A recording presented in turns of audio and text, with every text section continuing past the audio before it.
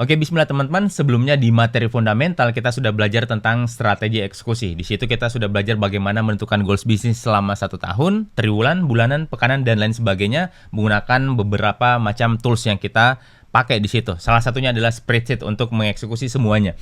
Oke, nah di strategi eksekusi kita belajar tentang balance scorecard, OKR, action plan, KPI, dan lain sebagainya. Sekarang kita menggunakan aplikasi yang lebih interaktif sehingga kalau teman-teman mungkin bekerja secara remote atau hybrid dari mana saja, tetap bisa memperhatikan atau monitoring progres kerjaan timnya masing-masing secara real time. Jadi tidak ada alasan lagi harusnya ya, tidak ada alasan dari tim kita mereka terlambat atau menunda atau mungkin berspekulasi dan lain sebagainya karena semuanya bisa kita monitoring dari sini. Oke, nah di aplikasi ini kita mulai dari balance scorecard sama seperti di spreadsheet. Di balance scorecard kita belajar menentukan atau membuat goals bisnis kita selama 1 tahun. Nah, di sini di balance scorecard kita mulai dari menentukan apa visi perusahaan kita dan misinya. Misi adalah bagaimana cara kita atau apa yang kita lakukan sehingga kita bisa mencapai visi bisnis itu atau perusahaan itu. Oke, contoh di sini ya di PT Solusi Bisnis Utama misalnya teman-teman. Visinya seperti ini, menjadi perusahaan yang bertumbuh berkelanjutan dengan sistem yang kuat, tim yang mandiri dan nilai yang konsisten bagi pelanggan. Oke, itu adalah tujuan besarnya mereka. Nah, untuk bisa sampai ke visi itu disusunlah misi seperti ini. Contoh ya, menyediakan produk dan layanan berkualitas dengan pengalaman pelanggan yang terbaik. Yang kedua, membangun tim yang solid dan proses kerja yang efektif serta berkelanjutan. Maksudnya, kalau misi ini mereka jalankan dengan baik kedua-duanya, insya Allah visinya akan tercapai. Nah, terus kita ke bawah.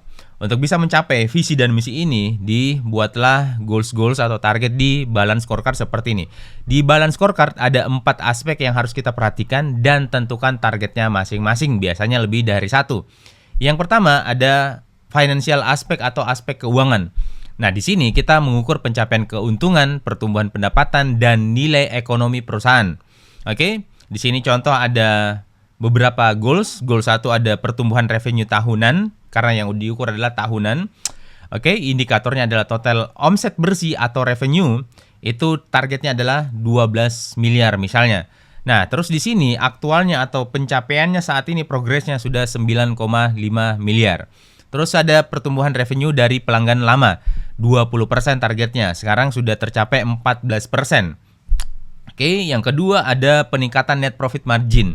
Indikatornya margin laba bersih, marginnya. Oke, nah targetnya adalah 25%, aktualnya sudah 20%. Goals yang ketiga, efisiensi biaya operasional. Oke, indikatornya adalah rasio OPEX dibandingkan sama revenue, maksimal 40%. Aktualnya sudah 45%. Oke, nah goals yang keempat, optimalisasi cash flow perusahaan. Indikatornya adalah cash conversion cycle 30 hari. Nah, sekarang sudah 45 hari. Ini tergantung bagaimana kalian mengisi di aktual ya di timnya. Tapi yang bisa mengisi atau merubah apa yang ada di balance scorecard ini cuman di level leader. Oke, yang kedua ada customer aspect. Nah, di sini kita mengukur tingkat kepuasan, loyalitas, dan pangsa pasar yang diperoleh sama perusahaan dan target konsumennya. Oke, goalsnya yang pertama ada kepuasan dan retensi pelanggan utama. Indikatornya CSAT score 90%, aktualnya sudah 82%. Yang kedua ada repeat order rate 60% targetnya, aktualnya sudah 52%. Yang kedua, goals yang kedua ada perluasan pangsa pasar dan brand awareness yang mau ditingkatkan. Indikatornya jumlah klien aktif yang baru yang harus mereka dapatkan. Targetnya 500 klien. Aktualnya sekarang sudah 380 klien. Oke, goals yang ketiga di aspek ini menurunkan tingkat churn pelanggan atau pelanggan yang sudah meninggalkan bisnis kita tidak kembali lagi. Itu yang harus kita turunkan tingkat churn-nya. Di sini targetnya ada 5%. Nah, aktualnya masih di 8%. Berarti polaritasnya ini adalah semakin rendah semakin baik. Dibanding yang lain itu semakin tinggi semakin baik. Oke, goals yang keempat, kecepatan respon layanan pelanggan. Nah, di sini targetnya kurang dari 15 menit. Sekarang masih 25 menit. Ini juga polaritinya makin rendah makin baik. Oke, yang ketiga ada internal proses aspek. Di sini ada standarisasi dan digitalisasi SOP departemen. Nah, indikatornya adalah presentasi SOP terdigitalisasi. Targetnya 100% atau semuanya. Sekarang progresnya atau aktualnya sudah 75%. Yang kedua, lead time fulfillment 3 hari, aktualnya sudah 5 hari. Goals ketiga, peningkatan kualitas kontrol dan quality assurance. Oke, goals keempat, optimalisasi rantai pasok dan lain sebagainya. Nah, terakhir ada learning and growth aspect, atau bagaimana orang-orang di dalam bisnis itu mau belajar dan bertumbuh. Nah, yang diukur di sini adalah fokus pada pengembangan kompetensi karyawan, budaya kerja, dan teknologi sebagai fondasi inovasi di masa depan. Targetnya atau goalsnya adalah peningkatan kompetensi dan jam pelatihan karyawan. Jam training per karyawan per tahun, targetnya 40 jam, sekarang aktualnya sudah 24 jam. Goals kedua, retensi talenta unggul dan penurunan turnover dan lain sebagainya. Intinya teman-teman, di balance scorecard ini, target utama yang kita kejar adalah financial pastinya, karena target bisnis adalah profit. Nah, tapi financial aspek ini tidak akan bisa dicapai kalau customer-nya tidak bertumbuh. Customer tidak bertumbuh atau mungkin kabur. Kenapa? Karena itu berpengaruh dari internal proses di bisnis kita. Yang bisa bagus, bisa tidak bagus. Itu juga menentukan customer tadi.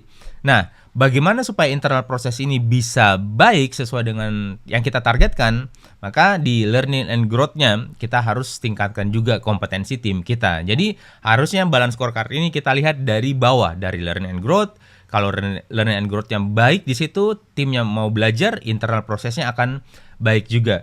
Kalau internal proses baik, maka customer-nya akan puas dan bertambah terus. Kalau customer-nya bertambah terus, insya Allah financial aspeknya juga akan tercapai. Seperti itu mungkin gambaran yang akan ada di balance scorecard bisnis kalian. Tapi sekali lagi, disclaimer ya teman-teman, data yang ada di sini ini adalah contoh buat kita belajar. Dan mungkin ada data yang tidak sesuai, tapi itu bukan masalah karena goals kita di materi ini adalah memahami bagaimana fitur dari aplikasi ini bisa kita gunakan.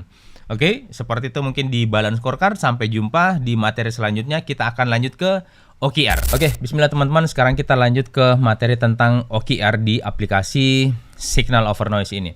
Oke, nah jadi sebelumnya kita sudah menentukan goals menggunakan balance scorecard selama 1 tahun di bisnis kita. Terus kita breakdown menjadi 4 bulan atau 3 bulan, mungkin biasanya 3 bulan menggunakan OKR. Nah, OKR adalah objektif dan key result. Objektif adalah tujuan yang ingin kita capai supaya balance scorecard terus bergerak. QR adalah hasil utama yang harus kita capai terlebih dahulu supaya kita tahu kalau kita benar-benar bergerak menuju tujuan, seperti itu. Oke, nah, OKR ini digunakan kalau kita punya target yang ambisius. Nah, biasanya target-target yang ambisius itu ada di level tim-tim kita di HO atau di manajemen yang isinya adalah manajer atau mungkin paling rendah supervisor lah, seperti itu. Nah, di sini di OKR ini ada OKR per departemen, ada OKR per company level lah, seperti itu. Nah, OKR pada dasarnya sangat fleksibel. Terserah kalian mau menggunakan misalkan OKR di company level, tidak menggunakan OKR di departemen, atau sebaliknya, atau mungkin kedua-duanya bebas. Yang jelas bagaimana caranya supaya kalian bisa mencapai tujuan dan bergerak menuju goals-goals yang ada di balance scorecard. Nah, kita kasih contoh di sini teman-teman. Di sini ada OKR per departemen dan ada OKR per atau di company level. Di company level ada OKR seperti ini, contoh ya. Seperti ini. Nah, di sini OKR di company level bisa digunakan. Saya gunakan di bisnis saya gunakan seperti ini. Tidak ada OKR di per departemen, tapi cuma menggunakan company level.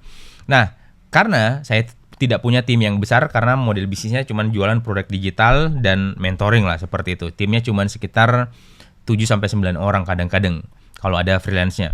Nah, jadi tidak perlu OKR per departemen. Nanti bisa pakai OKR per departemen kalau timnya sudah mulai semakin banyak. Nah, oke. Nah, sekarang kita fokus dulu ke company level. Ya, anggaplah tidak ada departemen yang lain. Nah, di company level, semua tim yang ada di manajemen bergerak bareng-bareng, berkolaborasi untuk mencapai target-target di balance scorecard, tapi di breakdown di OKR. Nah, di sini kita lihat OKR-nya. Di sini ada fitur hubungkan ke beberapa balance scorecard goals sekaligus. Bisa lebih dari satu maksudnya. Oke, nah, di OKR ini dia dihubungkan sama pertumbuhan revenue tahunan dan peningkatan net profit margin. Nah, namanya company level berarti OKR ini sebenarnya bisa langsung ke semua objektif ini. Bisa semuanya. Tapi ya lagi-lagi kalau sebanyak itu pasti akan stres. Nah, beda sama goals di OKR per departemen. Itu tidak bisa semuanya teman-teman. Karena tidak semua departemen bisa berkontribusi ke semua goals di perusahaan. Oke, kita ke OKR company level dulu. Kita fokus ke pertumbuhan revenue dan net profit margin. Nah, di sini kalian bisa lihat pencapaiannya sudah 75%. Ini adalah kalkulasi dari keseluruhan OKR. Pencapaiannya adalah 75%. Keseluruhan OKR adalah yang ada di company level atau kalau ada di departemen semuanya diakumulasi menjadi, di contoh ini ada 75% dari semua OKR-OKR-nya. Nah, di sini ada status on track. Kalau di OKR konsepnya dia on track tidak harus sampai di 100% dulu. Atau dia mencapai target tidak harus sampai di 100% dulu. 75% itu sudah capai target, bahasanya mungkin sudah capai target. Kenapa? Karena bukan kerendahan, tapi memang OKR dipakai untuk target-target yang ambisius. Jadi kalau nanti tim kita keseringan mencapai target 100% itu bukan bagus, tapi itu goals-nya mungkin terlalu rendah seperti itu. Oke, nah di sini ada check-in. Di sini kita bisa kayak di briefing di offline, kita mungkin bisa ada pertemuan briefing singkat atau meeting singkat. Nah, ini OKR di fitur ini sama seperti itu teman-teman. Jadi kita cek apa saja yang sudah berlangsung pekan ini, misalnya biasanya per pekan, apa saja yang dilakukan tim kita pekan ini dan lain sebagainya. Nah, di sini kita update hasilnya. Misalkan contoh ya, misalkan di bagian keuangan sepertinya harus menambah 1 orang tim biar kerjaannya lebih cepat, misalnya seperti itu. Oke, nah ini akan diupdate seperti ini, misalnya ya, contoh diupdate dan akan ada notif seperti ini dan akan dilihat sama tim-tim kita yang ada di dalam aplikasi ini, seperti itu. Oke, nah jadi setiap pekan tim kita harus update, harus check in di sini. Oke, nah di sini ada objektif. Nah, objektifnya memperkuat fondasi pertumbuhan bisnis dan efisiensi operasional di kuartal ini. Nah, kenapa objektifnya seperti ini? Karena tadi goals-nya yang dipilih dari balance scorecard adalah pertumbuhan revenue dan peningkatan net profit margin. Oke, jadi objektifnya seperti ini. Harus relevan sama goals di balance scorecard. Nah, QR1 atau hasil utama yang harus dicapai terlebih dahulu adalah mencapai target revenue kuartal ini sebesar 3 miliar. Baseline-nya adalah 2,5 miliar, targetnya adalah 3 miliar. Aktual atau realisasinya saat ini adalah 2,8 miliar. Nah, skornya adalah 93 untuk QR ini. QR2 meningkatkan margin laba bersih menjadi 25%. Baseline-nya adalah 18%, targetnya 25%, realisasinya 20%. Nah, di sini bahasanya adalah memaksimalkan, berarti polaritinya adalah semakin tinggi atau semakin besar semakin baik. Oke, di sini skornya sudah 75%. Nah, ini kalau kita lihat tadi di sini teman-teman, ada pencapaian 75%, itu adalah akumulasi dari semua QR yang ada di OKR ini, seperti itu. Nah, kelihatan di sini QR-nya, QR1 dan QR2, di sini ada inisiatif lagi teman-teman. Inisiatif di sini adalah apa saja yang sekiranya harus tim kita eksekusi atau lakukan, goals-goals kecil misalnya, atau tugas-tugas kecil, supaya kalau tugas itu tercapai goalsnya, insya Allah QR ini juga tercapai. Nah, contoh di sini adalah rekonstruksiasi paket bundling produk unggulan misalnya. Siapa penanggung jawabnya? Kita pilihlah tim kita yang bertanggung jawab. Misalnya, di sini bisa kita pilih Maulana, contoh misalkan. Nah, deadline-nya kapan? Nah, hari ini misalnya tanggal 27 misalnya. Nanti ketika tanggal ini sudah tercapai, tinggal dicentang di sini selesai. Nah, seperti itu. Tapi teman-teman, apa yang ada di OKR ini harusnya tidak kita centang dulu, karena metode bekerjanya bukan dari balance scorecard, OKR dan lain sebagainya, tapi dari action plan. Jadi semua yang apa dikerjakan di action plan, di materi selanjutnya kita akan bahas apa yang akan dikerjakan di action plan. Ketika itu sudah selesai, baru OKR dianggap selesai, seperti itu. Karena tidak mungkin goals yang ada di OKR tercapai tapi action plan-nya kosong, seperti itu.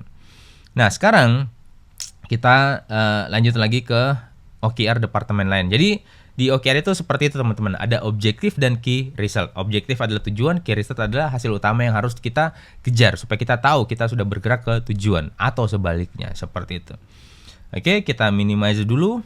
Kita lanjut ke OKR per departemen. Nah, kita bisa lihat di sini company level sudah sampai 75%. Contoh ya. Nah, sekarang kita ke marketing, operation, finance, dan lain sebagainya. Jadi kita selalu mengajak tim kita untuk membahas tentang inisiatif apa yang sekiranya harus kita lakukan supaya kita bisa bergerak menuju tujuan. Oke, berarti sekarang kita ke marketing. Nah, marketing punya QR punya OKR 1 seperti ini. Dia cuma milih goals yang ada di balance scorecard di kepuasan dan retensi pelanggan utama. Terus ada perluasan pangsa pasar. Nah, kenapa marketing cuman pilih yang ini? Karena marketing tidak bisa berkontribusi, tapi dia tidak bisa berkontribusi secara langsung ke goals dari yang harusnya dikerjakan sama departemen lain. Contoh, optimalisasi cash flow perusahaan. Terus di sini ada peningkatan kompetensi tim. Nah, cash flow perusahaan biasanya dieksekusi di OKR Finance. Nah, kalau peningkatan kompetensi biasanya dieksekusi di Departemen HR dan yang semisalnya. Seperti itu. Jadi marketing cuma bisa berkontribusi langsung ke sini, kepuasan pelanggan dan perluasan pangsa pasar. Nah, di sini pencapaiannya sudah ada 69%. Nah, statusnya masih butuh diimprove. Nah, di sini juga check-in seperti sebelumnya, setiap pekannya harus dilakukan check-in. Terus di sini diskusi lewat satu proyek di action plan. Nah, di sini teman-teman, di sini kalau misalkan ada yang tidak beres bisa dicek di action plan-nya seperti itu. Nanti kita bahas fitur diskusinya ya. Oke, nah selanjutnya objektifnya dari OKR ini adalah akselerasi konversi leads berkualitas dan perluasan penetrasi pasar digital. Kenapa ini yang menjadi objektif di OKR marketing, departemen marketing? Ya karena ini yang mereka pilih tadi, kepuasan dan retensi pelanggan sama perluasan pangsa pasar. Seperti itu. Jadi di sini harus relevan sama goals besar perusahaan. Oke? Nah, terus untuk bisa mencapai objektif ini dibuatlah QR1, QR2, ya, sampai QR2. Oke, nah, QR1 meningkatkan konversi lead dari digital campaign menjadi 15%, baseline-nya 10%, targetnya 15%, realisasinya baru 13%, sudah on track, skornya 86%. Yang kedua, akuisisi 500 klien aktif yang baru. Di sini targetnya 250 klien, baseline-nya 250 klien, targetnya 500 klien, realisasinya baru 380 klien, need improvement. Oke, nah untuk bisa mencapai QR ini, dibuatlah inisiatif yang biasanya kita meeting bareng tim kita, tim di luar level manager misalnya atau level supervisor, mungkin tim eksekutor, bisa freelancer dan lain sebagainya, kita ajak meeting. Kita minta mereka memberikan inisiatif strategi seperti apa sih yang bagusnya kita lakukan di departemen marketing supaya kita bisa bergerak maju. Contoh misalkan, mereka bilang optimalisasi iklan berbayar dan optimalisasi landing page. Kampanye referral pelanggan lama ke pelanggan baru. Karena tadi di balance scorecard ada goals menurunkan tingkat churn pelanggan yang tidak balik lagi. Nah, di sini dipilihlah PIC misalnya. Oke. Setelah itu kita pilih deadline-nya dan lain sebagainya. Contoh ya seperti itu teman-teman. Jadi kalau inisiatif ini dijalankan dengan baik, maka QR insya Allah akan tercapai. Oke, begitu mungkin di OKR, departemen yang lain juga seperti itu. Pilih goal yang bisa mereka berkontribusi dan menentukan OKR-nya masing-masing, objektif dan key result-nya masing-masing. Terus mengajak timnya untuk brainstorming tentang inisiatif apa yang harus mereka lakukan. Nah, selanjutnya di materi selanjutnya kita akan membahas tentang action plan. Nah, apa yang ada di action plan ini? Yang ada di action plan ini adalah apa yang ada di inisiatif-inisiatif yang ada di OKR itu, supaya kita lebih detail lagi. Oke, begitu mungkin teman-teman tentang fitur OKR di aplikasi Signal Over Noise ini. Jadi teman-teman sebagai leader mungkin tinggal melihat di bagian sini. Sejauh mana tim kita sudah bergerak, sejauh mana departemen di bisnis kita sudah bergerak. Nah, ini juga sebenarnya ada kalau misalkan teman-teman mau sebagai owner mungkin atau sebagai leader lah mau melihat secara helikopter view. Selain di sini teman-teman bisa lihat di fitur lini masa seperti ini. Di sini lebih luas lagi teman-teman.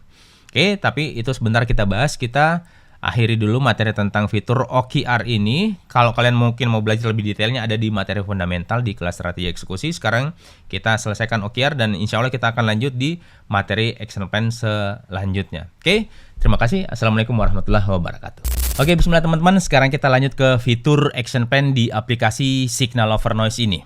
Oke, nah sebelumnya teman-teman saya mau menyampaikan kalau mungkin di bisnis kalian belum punya tim yang besar, mungkin timnya masih kecil yang insya Allah akan besar, mungkin kalian bisa mengabaikan balance scorecard atau bahkan mengabaikan OKR. Tapi action plan ini tidak bisa diabaikan karena semua tugas dan proyek yang ada di bisnis kita itu harus kita monitoring dari sini. Tidak mungkin kalian pakai cara-cara manual, pakai spreadsheet dan lain sebagainya, kalau kerjaannya semakin banyak dan timnya semakin spekulan dan rewel, banyak toksiknya. Kalian harus pakai action plan ini. Oke, nah di sini kita bisa lihat ada anggota tim. Ini contoh ya teman-teman, di sini ada 6 orang anggota tim di bisnis PT Solusi Bisnis Utama misalnya ya. Nah, di sini ada Ahmad, Maulana, Nizam, Fahmi, Dila, dan Dodi misalnya. Nanti kalau ada tim baru, kalian tinggal undang tim dengan klik di sini seperti itu, oke? Dan kalian bisa pilih mereka menjadi leader dengan jadikan pimpinan atau mungkin edit tugasnya, oke? Tinggal klik siapa emailnya, masukkan di sini. Oke, nah selanjutnya di sini bisa kita lihat ada beban kerja tim. Nah, lintas semua proyek yang ada di bisnis kita. Dari ke-6 orang tim ini kita biasa lihat di sini RACI.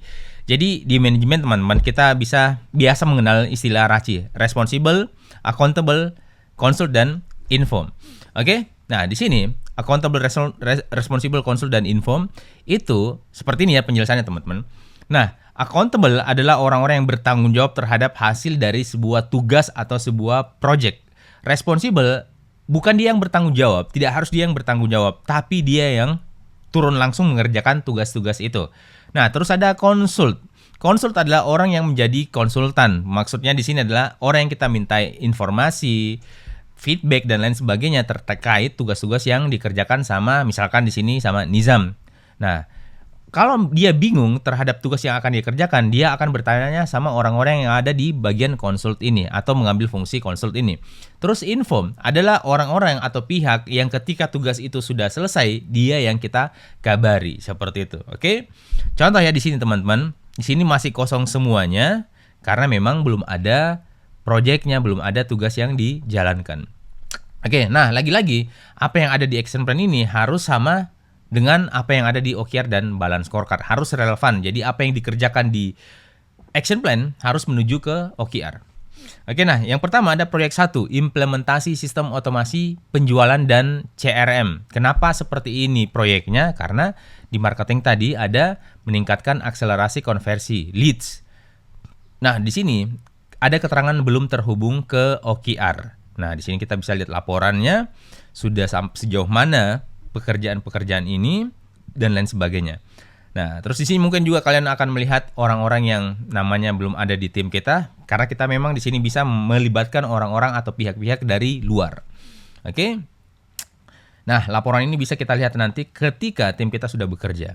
Oke, nah di sini teman-teman kita lihat proyek ini mendukung OKR yang mana. Pilih OKR yang dijalankan proyek ini. Jadi jangan melakukan atau menjalankan proyek kalau itu tidak ada kaitannya sama goals besar di bisnis kita. Nah, contoh di sini. Ini adalah goals-goals yang ada di OKR ya teman-teman. Nah, di balance scorecard. Memperkuat fondasi pertumbuhan bisnis. Di marketing ada akselerasi konversi leads dan lain sebagainya. Nah, pilihlah contoh di sini ya di marketing dan sales. Ini adalah OKR yang dijalankan dari proyek ini. Oke, nah key result yang spesifik ini juga opsional tapi sebaiknya dipilih ya teman-teman. Nah, meningkatkan konversi leads dari database yang sudah dipunyai. Oke, terus QR 2 akuisisi 500 klien baru. Ini adalah QR yang ada di OKR tadi. Yang ada di sini teman-teman. Oke, jadi harus berkaitan. Nah, selanjutnya deskripsi dari proyek ini. Targetnya yang kita kejar adalah, atau hasil akhir yang kita kejar adalah, semua leads terekam otomatis dalam sistem yang terpusat.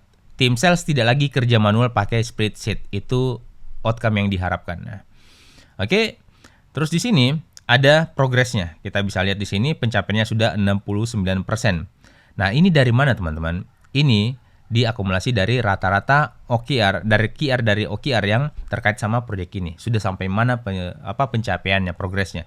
Jadi, ini akan terlihat di sini teman-teman. Ini adalah pencapaian dari QR di OKR tadi. Nah, angkanya kelihatan di sini. Jadi kalau di sini kelihatan pekerjaan tim kita di action plan sudah banyak yang selesai tapi pencapaian di OKR masih rendah, itu membuktikan kalau kerjaan mereka hanya sekedar terlihat sibuk, bukan fokus ke target seperti itu. Oke? Nah, di sini ada alokasi anggaran. Nah, terus tim di proyek ini, misalnya ada Ahmad, Nizam, Nila, dan lain sebagainya. Nah, ini kan action plan yang berkaitan sama marketing. Jadi, di sini bagusnya yang terlibat ada tim marketing. Misalkan leader, tim kreatif, terus ada finance. Finance bisa juga karena mungkin di sini karena kita terlibat dengan dana ya.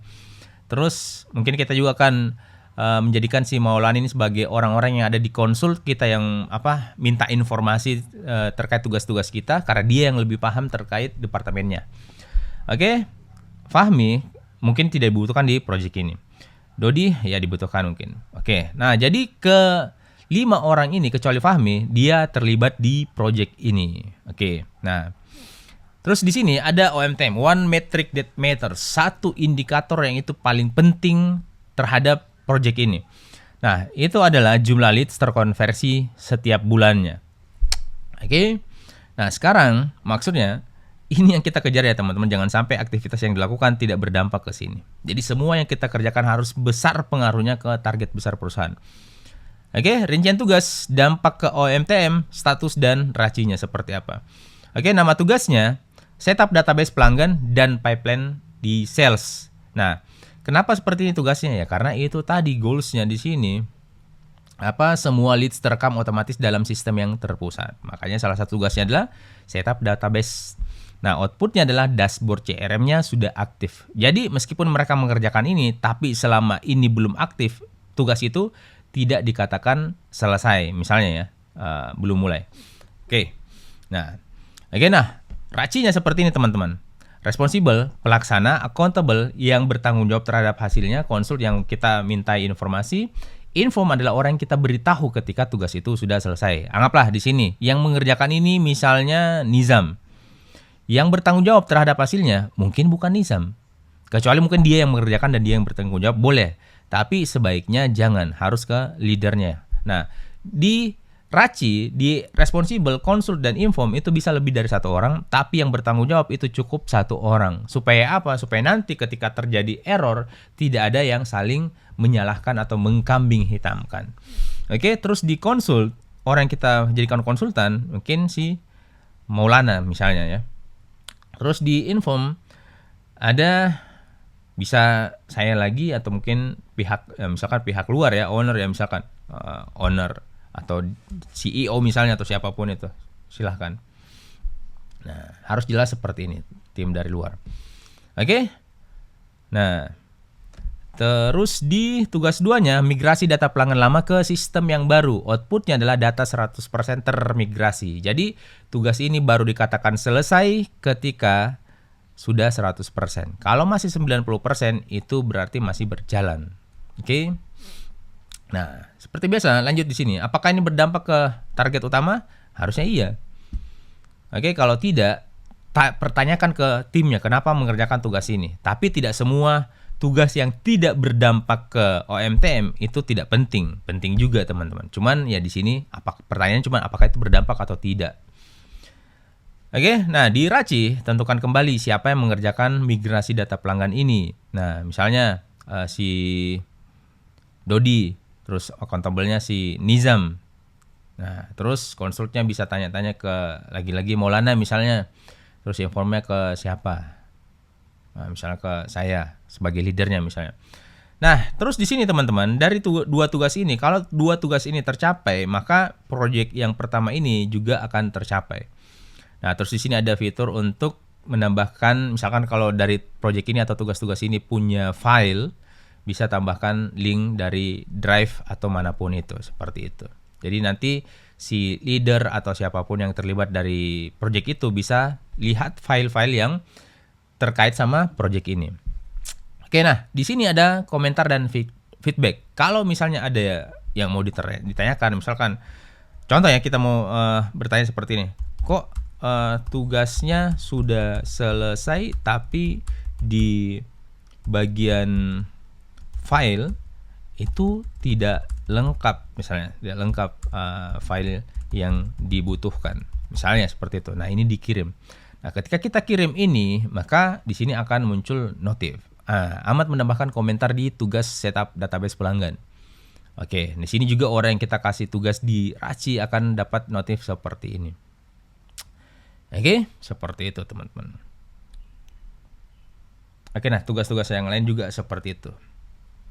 Oke, nah jadi di sini di scoreboard akan kelihatan seperti ini. Total tugas dari semua project itu, di sini kan ada banyak tugas Cuman kita ya kasih contoh satu, saya yakin teman-teman sudah paham.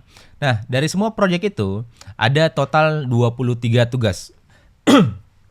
Yang selesai baru 9, yang berjalan ada 7, yang belum dimulai ada 5, yang terhambat ada 2, yang terlambat ada 4. Nah, beda ya yang terlambat sama yang memang sudah dijalankan tapi ada hambatan. Nah, skornya ada 39% teman-teman di situ. Oke, nah di sini selain scoreboard ini, teman-teman terutama leader akan lihat selalu bagian di tab merah ini. Di sini ada keterangan 8 item butuh perhatian, deadline. Nah, mungkin dia bagian dari terlambat, terhambat, atau mungkin belum dimulai, silakan dicek di sini, cek detailnya. Nah, ketika diklik ini, maka akan diarahkan ke bagian-bagian yang terlambat itu. Oke, seperti itu yang ada di action plan. Jadi, yang membantu kita di action plan seperti ini, teman-teman. RACI ini sangat penting. Jadi, kenapa lagi-lagi saya tekankan tentang RACI, Responsible, Accountable, Consult, dan Inform ini? Karena kalau ini tidak jelas teman-teman, nanti tim kita akan saling menyalahkan, saling lempar tanggung jawab dan semisalnya. Si ini Pak terlambat, si itu Pak belum ini dan lain sebagainya. Nah, jadi ketika ada error yang seperti itu, yang dicari adalah orang-orang yang ada di accountable. Ini bukan jabatan ya. Nah, jadi orang-orang yang dicari adalah penanggung jawabnya terlebih dahulu. Bukan si orang yang mengerjakannya, tapi si accountable-nya. Oke, seperti itu. Jadi kalau apa saja yang dikerjakan di action plan ini semuanya sudah tercapai, insya Allah OKR akan bergerak, OKR bergerak, balance scorecard juga akan bergerak sampai ke tujuannya seperti itu. Oke, jadi yang paling butuh kalian perhatikan adalah bagian atau fitur si action plan ini. Nah, ini pun dieksekusi sama tim-tim di HO atau di manajemen. Nah, selanjutnya kita akan bahas tentang KPI. Oke, bismillah teman-teman, sekarang kita lanjut ke fitur KPI. Tapi sebelum kita bahas tentang KPI, sebelumnya saya lupa menjelaskan satu fitur di action plan tentang fitur Kanban. Jadi di sini, di fitur ini yang kalian lihat saat ini itu adalah list namanya. Di sini bisa kalian lihat dan di sebelahnya adalah Kanban. Nah, Kanban ini adalah metode perpindahan tugas, sudah sejauh mana sih progresnya dan lain sebagainya. Oke, ini dari Jepang, metodenya sudah lama banget tapi masih work sampai hari ini. Oke, nah jadi list-list tugas yang ada di action plan itu, kalau kita lihat ke list, tugasnya akan seperti ini. Tugasnya akan seperti ini. Tugas 1, 2, dan 3, dan lain sebagainya. Nah, tapi kalau kalian mau melihatnya lebih baik lagi, coba pilih Kanban. Di sini tugas bisa kita geser-geser seperti ini. Kalau contoh misalkan, audit dan perbaikan SOP layanan pelanggan. Nah, ini kalau misalkan sudah berjalan dan ada masalah terhambat misalnya, tinggal digeser ke sini. Kalau sudah dibereskan di sini dan sudah selesai, tinggal kita pindahkan ke selesai. Nah, nanti ada notif lagi di sini, seperti itu.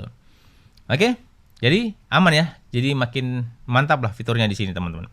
Oke, nah sekarang kita lanjut ke KPI. Nah, KPI adalah Key Performance Indicator. Jadi, indikator utama atau KPI yang kita jadikan KPI di sini, teman-teman. Sebagian orang sulit memahami KPI ini dan terkadang salah menggunakan KPI.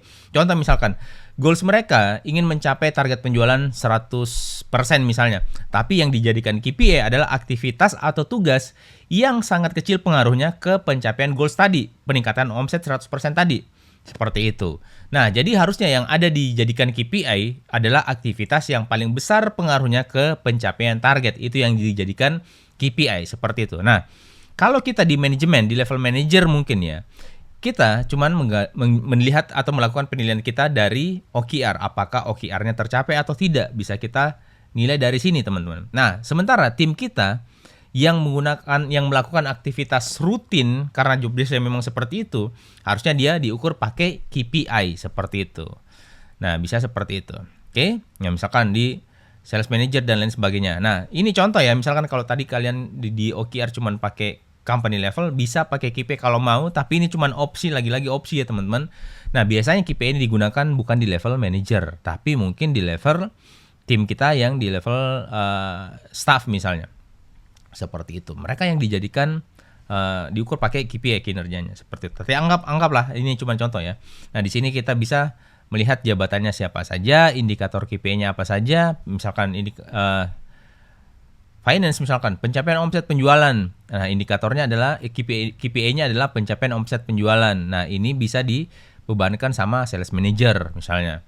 Nah, kaitan dengan OKR-nya apa? Nah, marketing dan sales, akselerasi konversi leads berkualitas dan perluasan penetrasi pasar digital seperti itu. Nah, oke, bobotnya 25%, targetnya 300 berapa? 300 juta 3M. Aktualnya bisa dilihat di sini, skornya bisa kelihatan di sini, statusnya excellent seperti itu. Oke, operational supervisor juga di sini bisa kita lihat apa KPI-nya, waktu pemenuhan pesanan, lead time.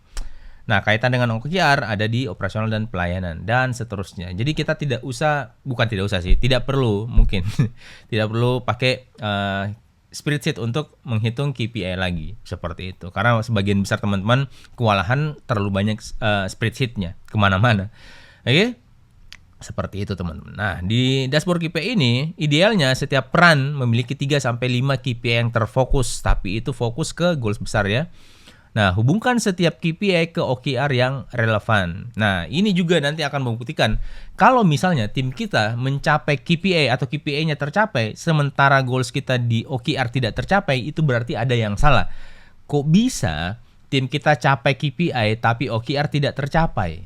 Padahal harusnya apa yang mereka lakukan di action plan itu harus bergerak menuju OKR. Seperti itu. Nah, dan apa yang dilakukan di action plan adalah apa juga yang dilakukan sama tim kita di luar departemen kita atau di luar aplikasi ini, tim yang ada di luar aplikasi ini, dan mereka diukur kinerjanya pakai KPI. Jadi harusnya kalau mereka bekerja dengan baik, kerjaannya relevan sama goals besar, ya harusnya kalau mereka tidak capai KPI, OKR tidak tercapai. Sebaliknya juga seperti itu. Jangan sampai OKR tidak tercapai tapi KPI tim kita tercapai. Berarti leadernya salah membuat atau menentukan KPI untuk timnya. Sesimpel itu teman-teman. Oke, nah di dashboard ini kita juga bisa melihat sales manager skornya seperti apa, total bobotnya seperti apa, dan lain sebagainya. Ini juga sudah kita bahas detailnya di materi strategi eksekusi di fundamental ya. Oke, terus di sini kita misalkan kalau mau ganti timnya atau tambah timnya bisa tinggal dikasih koma, dipisahkan pakai koma, terus tambah di sini misalkan ada KPI-nya kasir misalnya, contoh ya teman-teman. Terus misalkan tim di dapur misalnya, silahkan seperti itu. Jadi nanti di sini akan bertambah lagi jabatannya, bertambah KPI-nya, tambah KPI-nya misalkan. Tambah KPI apa? Nah, tadi kita sudah tambah kasir dan kitchen, akan bertambah di sini. Oke, seperti itu. Nah, itu mungkin di fitur KPI sesimpel itu teman-teman. Jadi kita di sini bisa lebih baik lah melakukan penilaian kinerja untuk tim kita, sehingga kita tidak lagi mengandalkan perasaan ketika kita mungkin mau kasih bonus dan lain sebagainya. Kita tinggal lihat bonus itu kan biasanya baru dibagikan ke tim kita atau dicairkan dengan syarat mereka sudah mencapai KPI yang sudah ditentukan sebelumnya buat mereka. Terus yang kedua biasanya ketika mereka tidak dalam tidak dapat SP lah dalam satu periode itu misalnya. Jadi kalau mereka dapat SP tapi KPI-nya tidak tercapai, biasanya juga bonusnya tidak cair. Gitu juga sebaliknya teman-teman. Oke, seperti itu mungkin fitur KPI di aplikasi Signal Over Noise ini. Tapi lagi-lagi ini opsi. Biasanya kalau di manajemen kita tidak pakai KPI karena cukup dengan OKR dan action plan. Tapi kalau kalian merasa membutuhkan mengukur kinerja tim kalian yang punya aktivitas rutin, silahkan pakai KPI ini. Nah, kenapa di manajemen tidak pakai KPI? Karena di sini di manajemen kan di manajer dan yang misalnya itu bukan diukur kinerjanya pakai rutinitas harian, tapi mereka punya target yang ambisius yang kadang berubah-ubah. Makanya lebih pas mereka pakai OKR bukan KPI. Nah, begitu juga tim kita di operasional biasanya seperti itu. Lebih pas mereka pakai KPI daripada OKR. Tapi kalau mereka misalkan kepikiran untuk menantang diri mereka juga di level staff misalnya, mereka tetap bisa menggunakan OKR, tapi KPI-nya mereka misalkan ya KPI di sini pencapaian omset penjualan, waktu pemenuhan pesanan dan lain sebagainya. Ini KPI mereka. Tapi mereka bisa memakai OKR juga. Jadi indikator KPI-nya yang dijadikan objektif di OKR yang mereka pakai seperti itu teman. Oke, itu mungkin dari saya. Sampai jumpa di materi tentang fitur-fitur selanjutnya. Kita akan lanjut ke lini masa. Oke, bismillah teman-teman. Sekarang kita lanjut ke fitur lini masa. Nah, lini masa ini adalah tempat kita melihat secara helikopter view. Jadi semua project yang dijalankan sama tim kita itu bisa kita lihat di sini. Jadi kalau kita lihat di sini ada 6 project, itu artinya di fitur di fitur action plan itu ada 6 project yang sedang dijalankan sama tim kita. 1 sampai 6 ini semua bisa kita lihat di sini teman-teman. 6 project. Oke. Nah, terus di sini di lini masa ini akan bergerak sesuai dengan timeline atau jadwal yang ada di project tadi. Contoh misalkan di sini kita lihat sesuatu yang aneh ya. Di sini ada project implementasi sistem otomasi. Nah, di sini kita lihat timelinenya beda sendiri. Jauh sendiri, panjang sendiri. Sementara yang lain ada dimulai di sekitar bulan Juli. Sementara project pertama dimulai di Januari. Itu agak aneh kelihatannya. Nah, kenapa bisa seperti ini teman-teman? Bisa jadi karena teman-teman di bagian action plan di project itu mungkin lupa atau salah menentukan tanggal di sini. Seperti itu. Nah, ini dia. Nah, dia mulai di Januari. Harusnya misalkan kita mulai nah kalau ini ada keterangan seperti ini teman-teman. Beda, aneh jadwalnya di sini akan ada keterangan tanggal selesai lebih awal dari mulai. Nah, seperti itu. Jadi tanggal mulainya lebih terlambat. Nah, kita misalkan kembali ke bulan Juli lah, misalnya bulan Juli tanggal 1 seperti itu. Nah, nanti di lini masa akan berubah juga seperti ini. Sudah berubah. Jadi ini sudah masuk akal lah untuk dieksekusi bareng-bareng sama tim kita. Jadi keterangannya yang biru itu sedang berjalan tugasnya. Yang hijau, semua tugas sudah selesai. Nah, di sini belum ada yang hijau. Berarti kita sebagai leader bisa tahu kalau ternyata tim kita sudah sejauh ini tapi belum ada yang selesai. Yang merah adalah tugas-tugas yang terlambat. Seperti itu, teman-teman. Oke, jadi sesimpel ini fitur yang ada di bagian fitur lini masa. Ini penting banget buat owner mungkin ya, atau di level leader, di C-level. Penting sekali melihat lini masa ini seperti itu. Oke, selanjutnya kita akan lanjut ke komitmen, evaluasi, dan panduan. Oke, bismillah teman-teman. Sekarang kita lanjut ke fitur komitmen. Nah, di bagian komitmen ini kita bisa lihat semua apa saja yang sudah kita sepakati bersama di balance scorecard, OKR, action plan, KPI, dan lain sebagainya. Oke, nah contoh di sini. Teman-teman akan melihat tampilan seperti ini.